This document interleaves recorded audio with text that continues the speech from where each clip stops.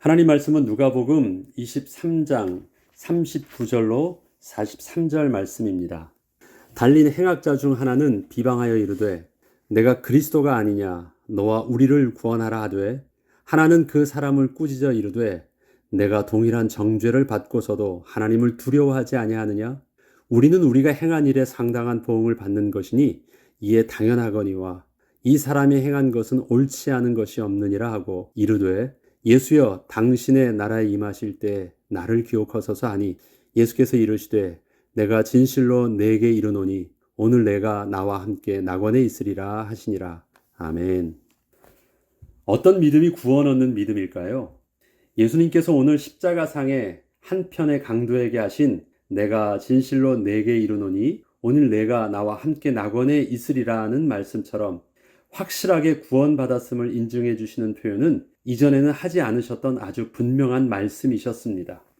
그런데 다른 어떤 의인도 아닌 세상 모든 사람들에게 그렇게 정죄받음으로 십자가형을 받고 있는 강도에게 구원에 대하여 이렇게 확실하게 말씀하신 것입니다. 그냥 지나가는 말로 던지신 말씀이 아니셨습니다. 내가 라는 주어는 예수님 자신의 분명한 권위와 이름으로 보증하신다는 말씀이고, 진실로 라는 표현은 얼마나 진지하게 말씀하고 계신 것인지를 보여주시고 있고, 오늘 내가 나와 함께 낙원에 있으리라는 것은 예수께서 구체적으로 그 강도가 하나님 나라에 있게 됨을 말씀하신 것입니다.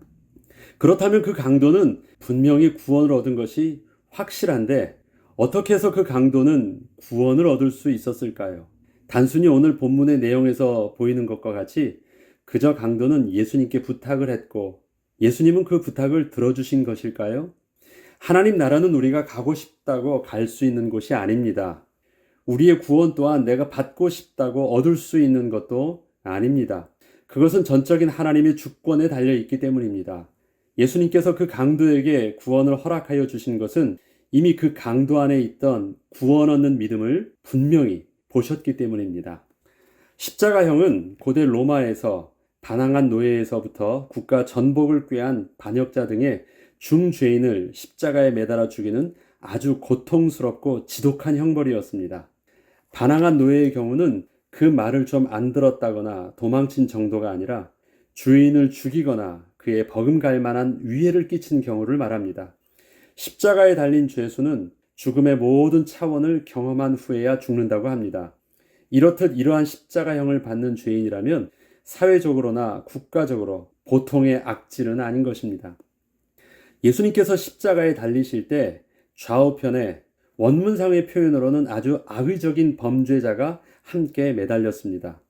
저들은 정상 참자기 힘든 자들이었습니다. 저들은 다른 소망이 없던 자들이었습니다.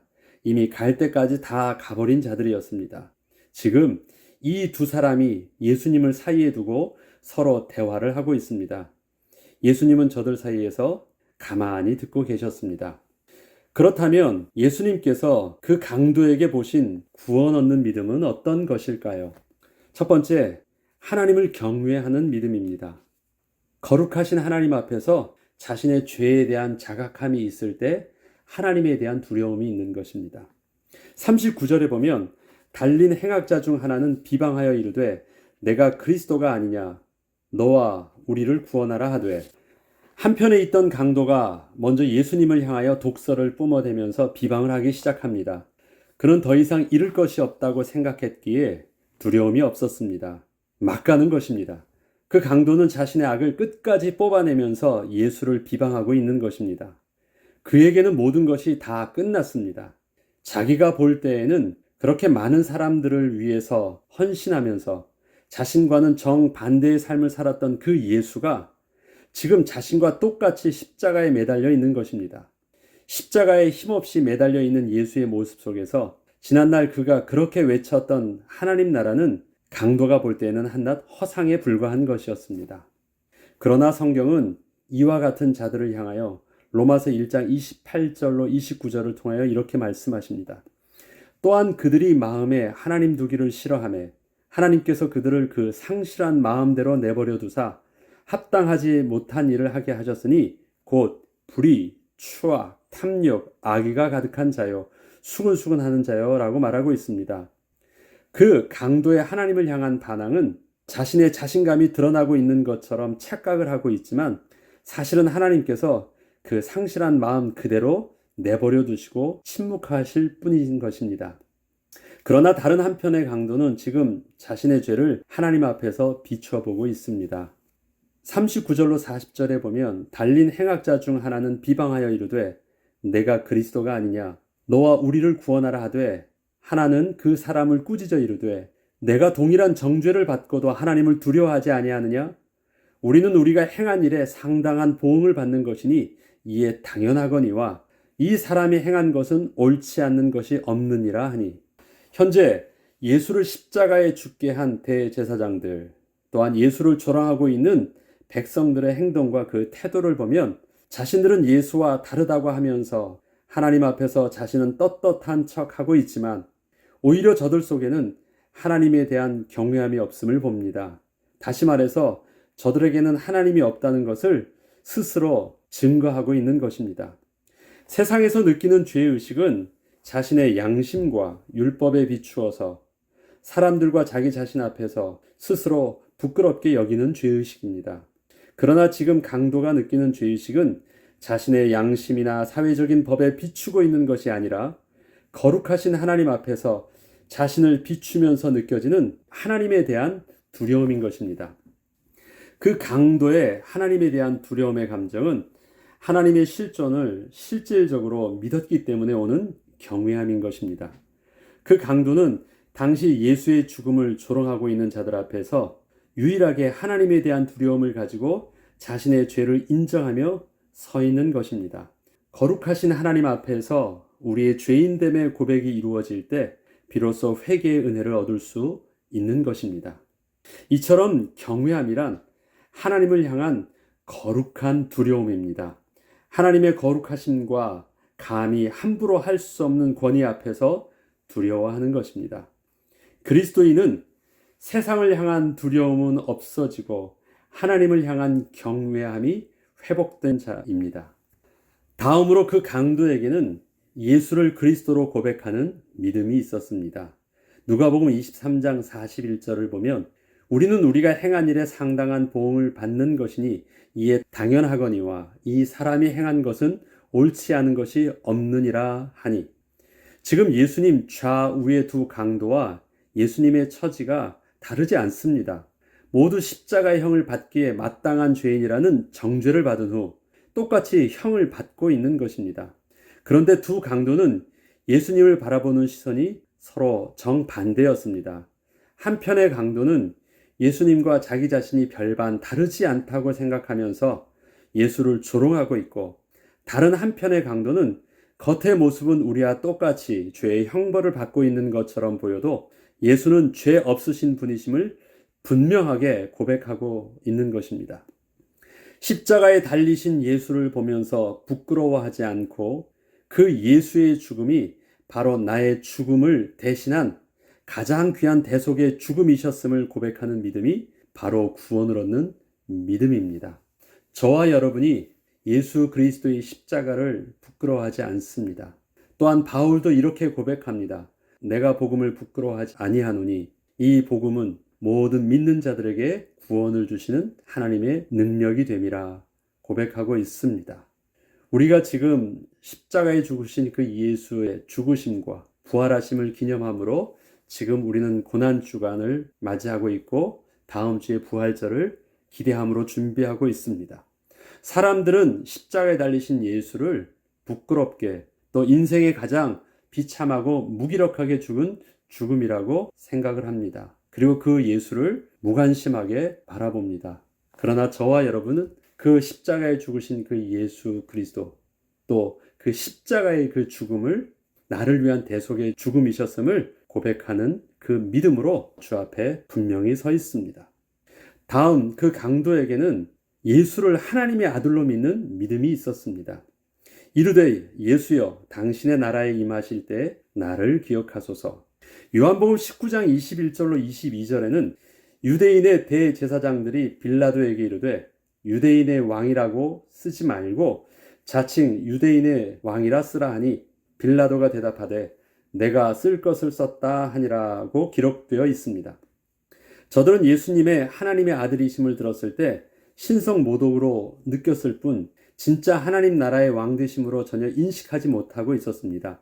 그래서 유대인의 왕이라는 팻말을 신성을 모독한 죄인이라는 사실을 알리기 위해서 붙였던 죄명이었기에 사실 저들은 좀 더 구체적으로 자칭 유대인의 왕이라고 쓰고 싶었는데 빌라도는 그러한 저들의 요청을 단호히 거부하고 그대로 유대인의 왕이라 적힌 팻말을 붙인 것입니다. 그런데 구원 얻은 강도가 했던 이러한 요청, 즉 당신의 나라에 대한 고백은 바로 예수를 하나님의 나라의 아들이요 주권자임을 정확하게 믿고 고백한 것입니다. 분명히 당신의 나라라고 할 때 영어적인 표현은 Your Kingdom입니다. 킹덤은 당신이 왕이시고 그 나라에 나는 백성이요 그 나라의 권세로 인하여 내가 사함을 얻기를 원한다는 고백인 것입니다.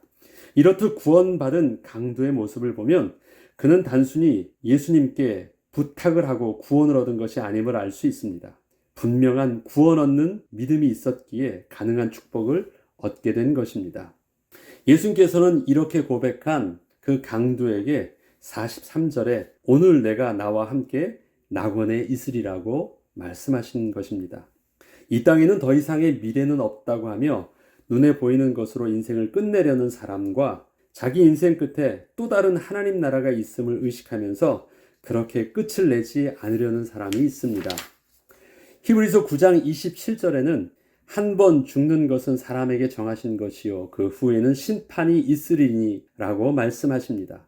십자가에 매달린 두 행악자는 똑같은 형벌을 받고 있었지만 그 끝은 분명히 다른 운명을 맞이했습니다. 하나님의 심판대 앞에 설 것을 의식하면서 경외함으로 예수님께 은혜를 구했던 강도는 구원의 은혜를 얻게 된 것입니다. 진실로 내게 이르노니 오늘 내가 나와 함께 낙원에 있으리라는 말씀을 통하여 예수님께서는 지금 당신께 은혜를 구했던 강도를 통하여 바로 우리에게도 내세의 하나님 나라가 분명히 있음을 말씀해 주시고 있습니다. 우리의 삶은 지금 눈에 보이고 손에 만져지는 것이 전부가 아닙니다. 우리의 인생은 죽음으로 끝나는 것이 아니며 생의 끝에는 분명히 심판하시는 하나님이 거기 계시고 그곳에는 또 다른 영원한 삶이 준비되어 있습니다. 세상에는 인생의 노후를 생각하면서 보험을 들고 저축을 하며 나름대로 철저하게 준비하며 사는 사람들이 많이 있습니다. 그런데 다가올 노년에 대하여는 모든 것을 다 준비되어 있다고들 하며 든든해 하지만 그 다음 생에 대해서는 전혀 의식하지 않고 살고 있습니다. 그런데 문제는 저들뿐만 아니라 예수 그리스도를 고백하고 하나님을 믿는다 하면서도 하나님을 의식하지 않거나 내세의 삶을 의식하지 않는 사람들도 많이 있다는 것입니다. 단지 몇 퍼센트의 사고의 가능성을 위해서 보험에 들면서도 심판, 내세, 하나님 나라라는 것은 전혀 없다고 생각하는 사람들이 만약에 그 가능성이 단 1%라도 하나님의 나라가 있다고 생각한다면 어떻게 하시겠습니까? 왜 하나님 나라에 대한 준비는 그렇게 하지 않는 것일까요?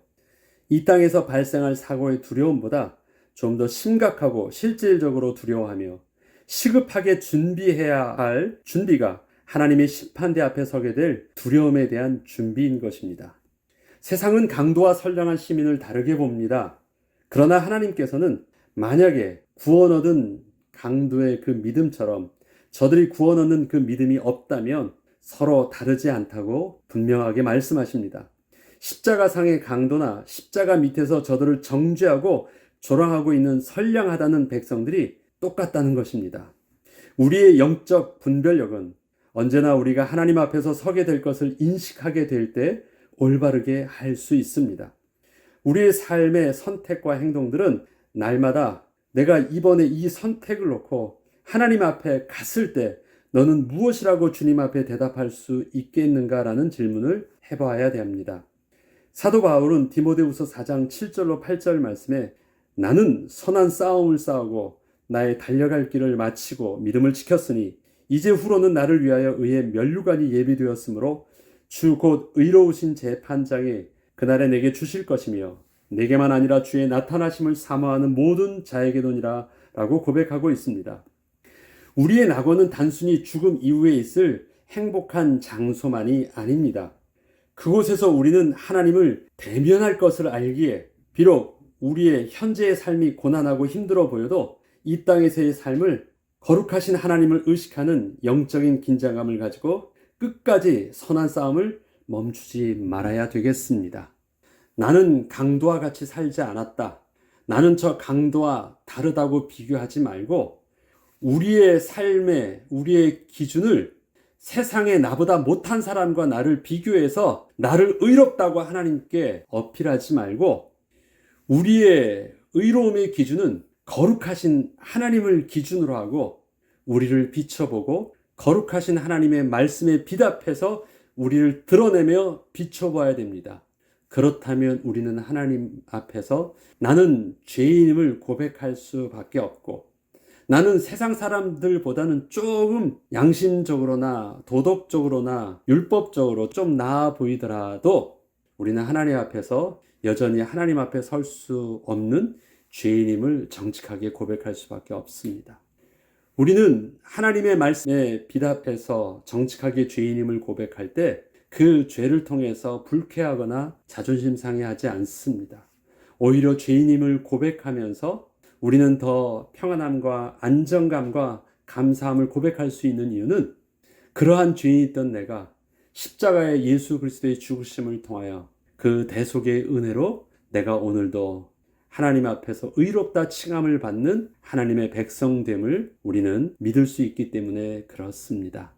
오늘도 우리는 거룩하신 하나님 앞에서 겸손히 하나님을 경외함으로 우리가 하나님 앞에 서고 그 은혜로 말미암아 오늘도 당당히 세상을 두려워하지 않고 세상에서는 당당한 자요 하나님 앞에서는 경외함으로 겸손함으로 우리의 삶을 진지하게 사는 거룩한 백성이 되길 주의 이름으로 축원합니다. 기도하겠습니다.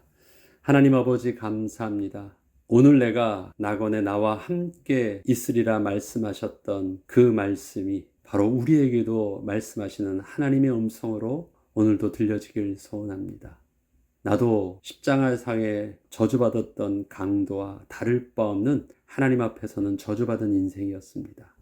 그러나 십자가의 은혜로 구원받은 의인이 되었습니다. 그 은혜를 따라서 오늘도 감사함으로 주 앞에 서게 하시고 세상에 당당하게 서게 하시며 겸손함으로 이 복음 증거할 수 있도록 은혜를 내려 주옵소서. 감사드리며 우리 주 예수 그리스도 이름으로 기도합니다. 아멘.